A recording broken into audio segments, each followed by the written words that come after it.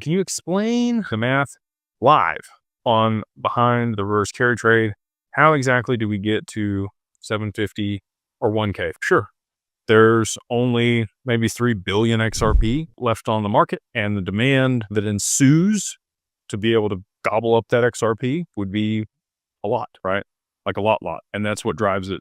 So it is supply and demand. You could work it out on a graph, what you would need the inflows to be. And I don't think there's 3 billion XRP left on the market. When I talked to Simon a few years ago and we chatted over some whiskey, he's CEO or president of Uphold, he said, maybe 5 or 6 billion was all that was left between the exchanges and retail at that time. Now, Ripple has released more XRP since then. That was 2 years ago. So have the exchanges maintained that amount? Has retail increased their bags? Sure.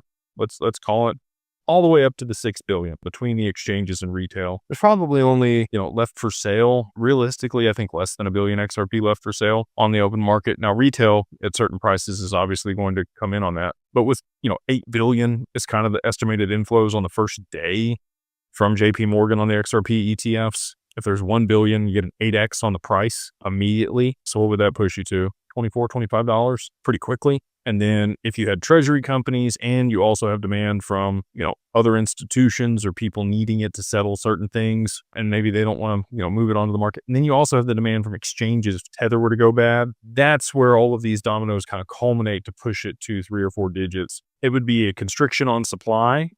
So, I'm talking about 1 billion or less. Let's say it was like 100 million and you've got 8 billion in inflows, or maybe there's 50 million left and there's 8 billion in inflows. Those are the situations where you're going to get crazy price spikes.